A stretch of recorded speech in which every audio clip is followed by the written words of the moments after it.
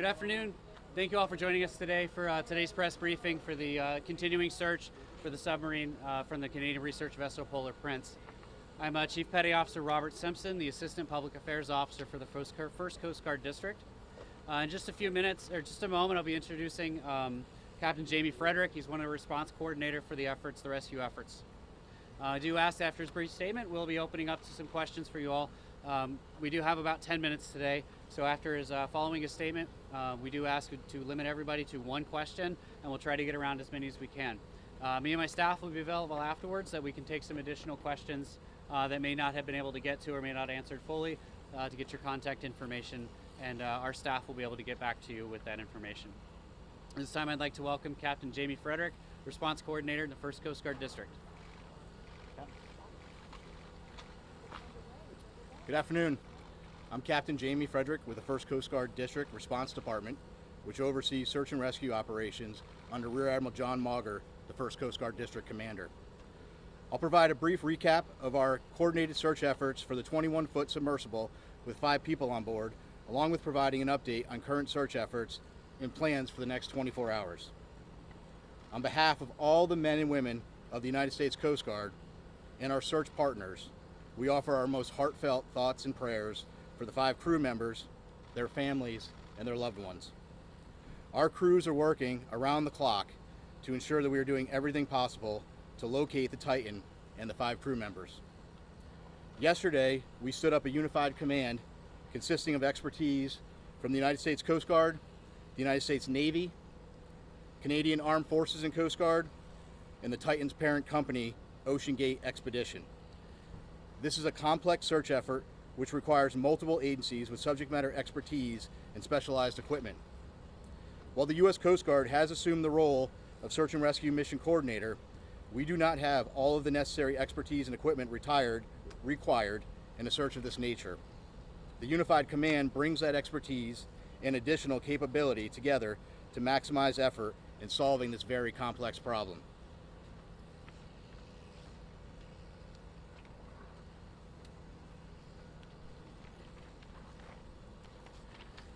Out of order here. As a recap, on Sunday, the Coordination Command Center in Boston received a report from the Canadian expedition vessel Polar Prince of an overdue 21-foot submarine Titan with 5 people on board. The Titan was attempting to dive on the wreck of the Titanic approximately 900 miles east of Cape Cod and 400 miles south of St. John's, Newfoundland.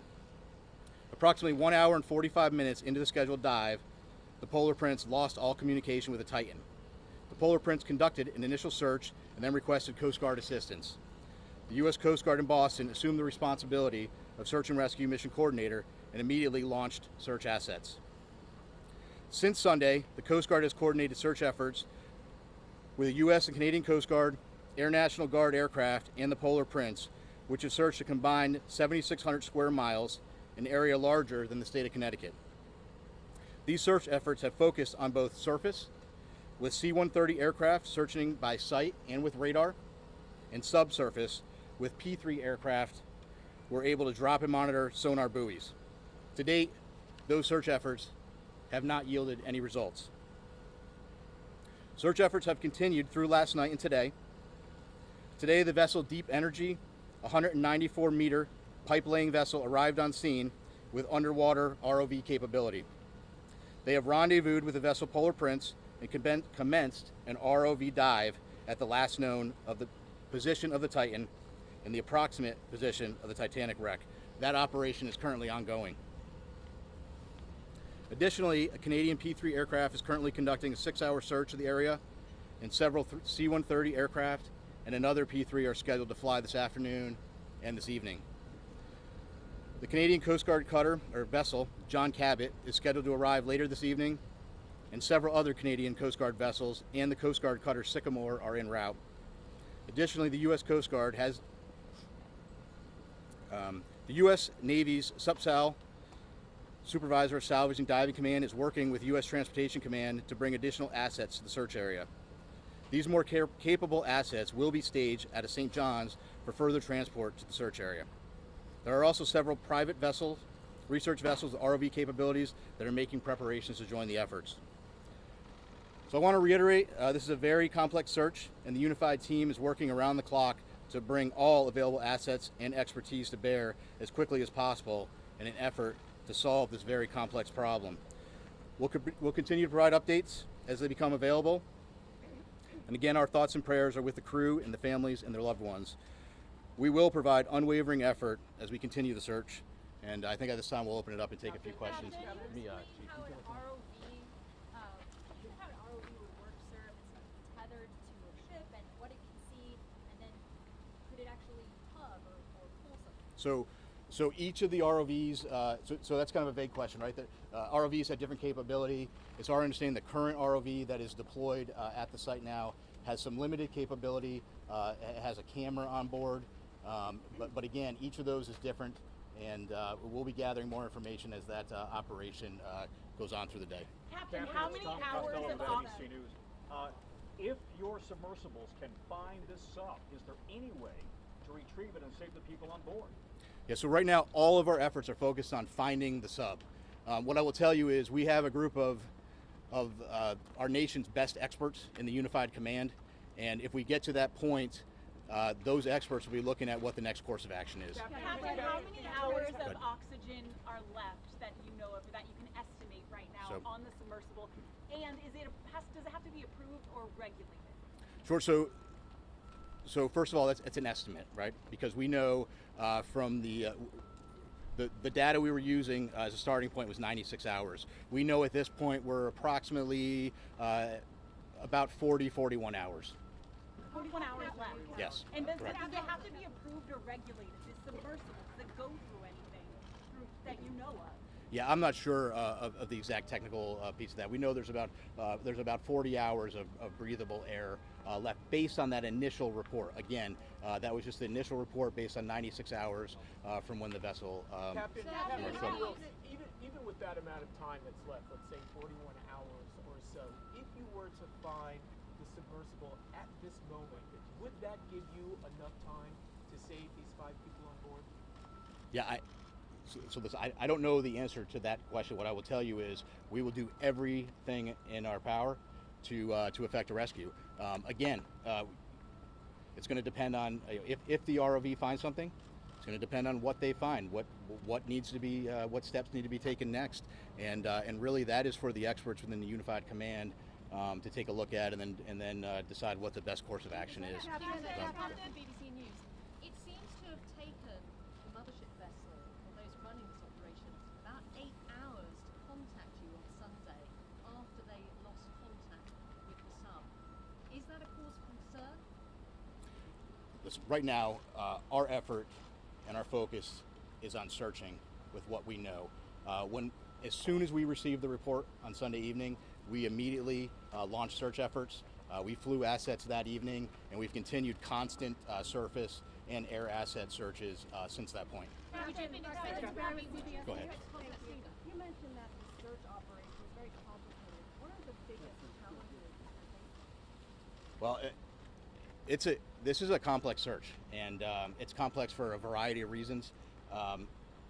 You're talking about a search area that's 900 miles east of Cape Cod, 400 miles south of St. John's. So logistically speaking, it's hard to bring assets to bear. It takes time, it takes coordination. And then we're dealing with, two pieces of, you're dealing with a surface search and a subsurface search, and frankly, that makes it an incredibly complex operation. Captain, will the U.S. Navy or the Canadian Navy be able to get salvage equipment on time before the air runs out? Obviously, getting salvage equipment on scene is a top priority. Unified Command is working through that to prioritize what equipment we can get there. There are ongoing operations right now via the U.S. Navy and Transcom to get equipment staged in St. John's and to get it on scene. I can't give you an exact timeline of when that's going to happen, but what I can tell you is there is a full court press effort to get equipment on scene as quickly as we can. Is that equipment already on the East Coast, though, or is it coming from the Pacific, for example? No, so some of the equipment that's coming is coming from the East Coast, but again, we're talking about very heavy equipment. It's a complicated transport operation, but the best professionals in the world are working it, and that's U.S. Transcom. Yeah, when it comes to the equipment, can you go into more detail? Do you have the Curve 21 that's being shipped over to that location?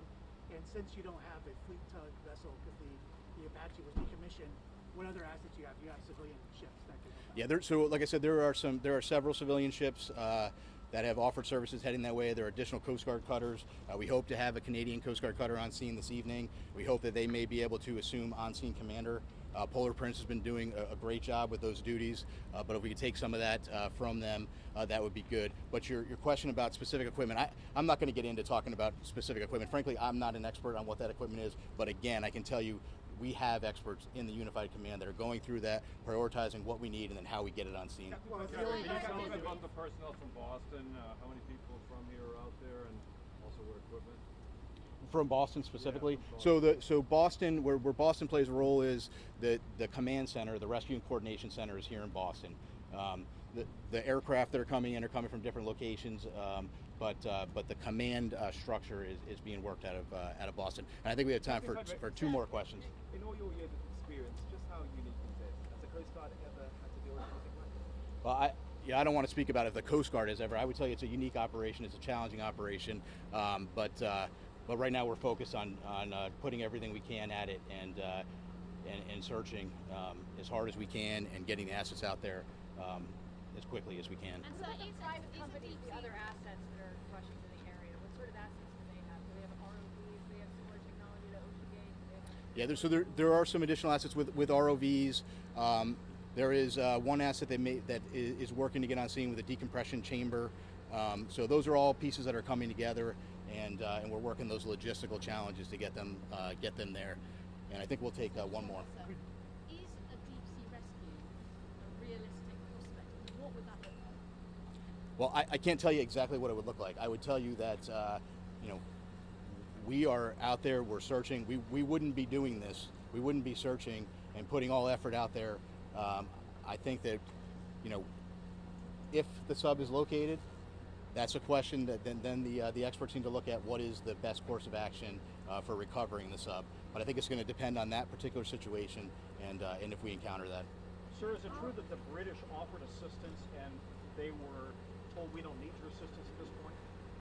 No, I'm not aware of that. Again, what I would tell you though is that the Unified Command is working through prioritizing. We know that there's equipment out there that can be brought to the scene. The Unified Command is working through prioritizing what equipment we need and then how we get it there. And the French are also responding to the ship as well? Yes, it's my understanding, correct. And I think we're going to wrap it there. Yeah. Yep, thank you. Yeah, good. Thank you, Captain. Thank you. I really appreciate you guys coming out today. I'll include this portion of the brief on there. I can stay behind just to take some additional stuff that maybe wasn't answered. We can try to get some information back to you kind of a bit later. Can you clarify the question about the men and women here who are based in Boston? Yeah. So are they not out there? Are they just working here? Right, so the Rescue Coordination Center that he's talking about specifically, that's based in Boston. So the personnel that are working in the command and control environment as far as building a lot of the search and rescue plans, sending out the information, coordinating those pieces are here. The people affecting the mission, so the pilots, the air crews, all of the ships, those are based out of different areas. So our pilots, air crews are out of Elizabeth City, North Carolina. The Coast Guard cutter Sycamore, I believe, is out of Newport, Rhode Island, but they were operating already in the Arctic. So there are a number of people that are here working in that staff element, but are not physically located out in the search area, if that makes sense. Command and control. It is, yes. Does OceanGate have another submersible that they could try to send down there? I don't know. They have- It sounds like, for the most part, the staging area is moving to St. John's. So I believe, yeah, a lot of it into St. John, Newfoundland, right? Yes. Yeah. That's so our aircraft, the C-130 aircraft, they're based out of there as well. So I know there is a number of pieces going out there. Logistically, it's easier as opposed to from here. Talk about Transcom organizing the different assets available. I asked Transcom and they kicked it over to you guys. Okay. So can you give a little bit more clarity on what kind of assets you have put in the water? I specifically asked about the Curve 21, but Yeah. there one on the way? I don't know. I don't know the answer to that. So I know a lot of those questions were unanswered on there, and it's a lot of it's because we're not the right agency to be asking that. I know as in the command, we should be to be the one to give the answer to you, but we want you guys to hear it from the subject matter experts. So that's our next plan. Is what we want to do is give an opportunity for you all to get all of the subject matter experts we can into one location to kind of get those questions answered. To give you kind of the best thing we can do. You anticipate in those 40 hours when that becomes a recovery mission, if you choose to do a recovery mission? I'm sorry.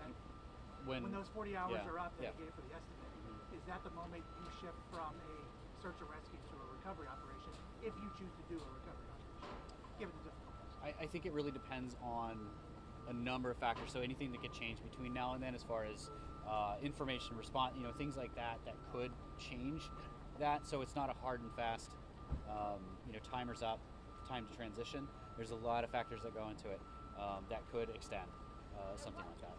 What role does the amount of oxygen play in one of those factors? And with 40 hours of oxygen left, when would you then transition from a search and rescue to a search and recovery? I don't know an answer to that. That's definitely outside, but we can try to get back to, as we transition through that phase, we'll have better answers for that. Is there information about the conditions out there? Like, what exactly are the Coast Guard facing? So the weather-wise, yep. So actually, I have, I believe the weather on scene today was 5 to 6 foot seas. What does that mean, sir? Sorry, like the wave? So wave height, 5 to 6 feet.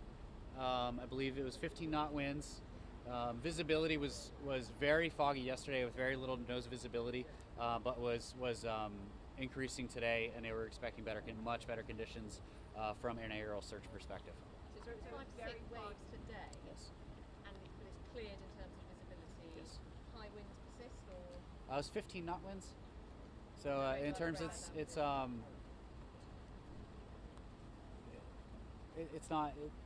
average out there, right? Okay. How long would it take a typical Coast Guard vessel from the U.S., or for that matter from Newfoundland, to get on site if they're running at maximum speed? That depends on the cutter itself or the ship itself, because they all have different speeds. Yeah. Could you have an average, just so we have a feel for how long it would take to get there? Well, depending on where they're coming from, it could be a matter of 2 days up to 4 to 5 days. It just depends on where they would be deploying from. 2 days from Newfoundland, for example. I don't know. We don't have any ships up there, so I don't know. I don't have an answer to that. The Canadian, we're trying to find out more information on the Canadian vessels that are assisting on there, sort of what their capability and speeds are. I just don't have an answer for you on that right now. Does the Coast Guard have a line on a piece of equipment that is capable of going down to the Titanic? The Coast Guard specifically, no. This type of a salvage operation and our expertise as an organization is No, in terms of private companies, if you reach. So that's all part of the conversation with Unified Command to find out what capabilities are out there and explore all avenues that they You're can. looking at that now. The Coast Guard is usually pretty quick about releasing videos and photos and Yep. things like that from their operations. Is there a specific reason why you haven't from this operation? We just haven't received any yet at this point. And you don't expect to? We do expect to get some. Like I said, we do have some graphics that we're trying to look to send out this afternoon, as well as we've reached out to the aircraft crews to get footage from them. Now I know with the ROVs that are on scene today, like I said, there just hasn't been any before, so we are requesting out there to try and see what we can get to go through that and try to make that available to you all. Sir, even images from the command center would be awesome. If the submersible was discovered on the bottom of the ocean right now there are no assets on scene that could go retrieve it. Is that correct? I don't have an answer to that. Coast Guard does not have any assets indicated right now, correct? The Coast Guard assets itself, no, we do not have any Coast Guard cutters on scene. The other ones that are on scene. No, so the research vessels, I just don't know what the capabilities are at that. Do you think for it's that. looking pretty unrealistic that it has made its way to the surface and it's waiting to be spotted? Because you've done all of these aerial searches. Are you quite confident it's in the water? That's why we have both types of assets, because we don't want to exhaust one possibility in vice of another. So we don't want to rule out that it is on the surface. And the way that our crews train, this is the environment they train in. They're specialized in being able to see these things from the air. So they've given it everything that they have to it. And if it's on the surface, we're fairly certain that we would be able to find it. You wouldn't find out. No, know that we will find it if it is on the But do surface. you think it's more likely it's not? It's impossible to say. Can I just ask you to, I realize this may be challenging, you may not have the answer, Yeah. but we're trying to get a sense of how far away the nearest naval asset would be that has that lift capability, salvage capability. Is it coming from North Carolina, from Florida, from Boston? Can you give us any idea of how far away it might be? No, I don't have an answer to that. Yeah. Do you know if anybody, do you know if that vessel has a pinger or some other way of communicating with text? From the research vessel, The Titan itself. yeah. Communicating with them? No, Yeah. I don't have specifics on technology on board. We understand they've lost contact in the past on other expeditions. Has the Coast Guard ever been involved with them? Not to my knowledge. But Ocean Beat is cooperating with the investigation. Absolutely. They're part of the unified command in here, so we're all making decisions together. So did they have anything else that could go down? 13,000 feet. I don't know, but if they do, it's definitely being discussed as far as their capabilities. Would they tell you if they did? I mean, So it doesn't sound that hopeful, to be honest. I don't understand. Like, it sounds like the nearest vessel that, it's not clear how long it would take to get a vessel there. And that's just the biggest part of the challenge of all of this, is trying to understand how the capabilities are working together, how they would do it, the technical aspect of that. So if you're a family member of somebody on board, which do you think, do you have a message for the family members? I think it was clearly stay with Captain Frederick on there. Could you just describe, the crush depth here? We're talking about 400 times, as I understand it, what we all experience at sea level. What can that do to a vessel? I can't speak to the scientific side of that. Again, this is just more or less trying to get some background information for you guys on there. I don't have any of that information on that. Can you tell us about what the circumstances were who would feel at this point? I mean, I don't know that. submersible doesn't necessarily, it goes in for a dive and drops right back Yep. up. It doesn't, it's not supposed to be there for that long. Is there, And that would be a great question that we could try to get answered for you with that subject matter expert discussion that we talked about to get an opportunity for you guys to ask that question, because it'd be much more important and realistic for somebody within that community part of the command that would be able to answer that question a lot clearer than anything I would be able to. So no, I don't When know. might you provide your next update? So we do have a press release that's going to be going out shortly with the graphics we talked about. Probably similar information to what was passed today. If any new information comes up, we'll update that. But I think ideally we'd be putting out press releases daily, and would look at probably doing another briefing tomorrow. Can I just ask you one last? Sorry, what's whole? I don't know. Could you just reiterate for us and just how big of an urgency is this for the Coast Guard? How big of a priority? Do you prioritize these things? In other words, do you classify them as priority red, 1, 2, 3? How big of a priority is this? This operation is our top priority right now. Within the district, we have every available asset that we can that's to this that we can dedicate to it on this. That's why we are spending so much time and energy trying to coordinate really this enormous response effort to truly understand the scale of how far away this truly is, and in the context of the types of assets that we can get out there over something that's that enormous, something larger than the state of Connecticut, into perspective of what is available to be able to search in those kind of conditions so far offshore. I understand 900 miles looks like is an enormous amount of distance. Can I just ask, I mean, I've looked to the person before, but is a deep sea rescue effort realistic, and what would that look like? I don't know what it would look like. Realistic, and that's all part of the conversation in the Unified Command. They're looking at doing everything that they can to find out the options that are available. Thanks, sir. And family members have indicated the 5 people on board, but is there an official manifest or log saying exactly who was on that vessel? There is Will that one be there. released publicly? So not until all the NISC notifications have been completed, through that process can we release names in that way. I know that some have gotten out, but they have not been through us. Okay. But, you so much. yeah, thank you. I really Thank you appreciate your very time today. much. Thank you. And we'll send out an update when the next advisory or advisory will be out for you guys. Are there any briefings happening up at St. John's? Not that I'm aware of. Nothing that we are setting up. Now, I don't know if they are up there independently. I'm hoping that they would at least reach out to us to let us know so we could help kind of amplify that. But no. If the Canadians take over the on-site command out on the water, would then command move to St. John, or would it remain here? The ICC. No, I think more or less what he's talking about with the ship being out there is they can actually control the assets that are physically on site as far as where they're going, less that the operation itself is in command. So it would be in here is the resources to come up with all of those plans, come up with all of the search and rescue operation side. That's will likely always stay here.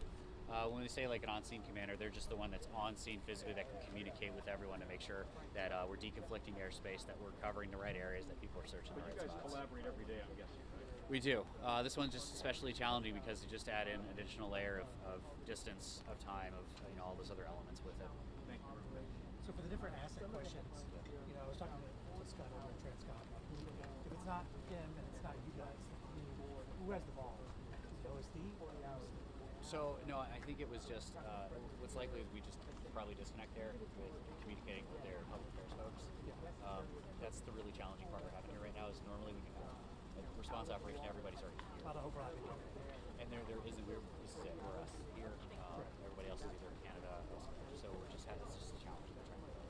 I think that's just a product. So let me see what I can get. Yeah, 'cause that's I mean, not fair. Yeah, because like the underwater salvage folks that are probably good for like the remote vessel questions, Yep. but I think the guidance they're getting from like Chinfo, it's like go to the Coast Guard. And so that's with the Navy. I'm sorry, what was your question directed towards when you asked? Yeah. Who was it? Who you originally asked? It was Scott. What's his name over at Transcom? Scott Ross.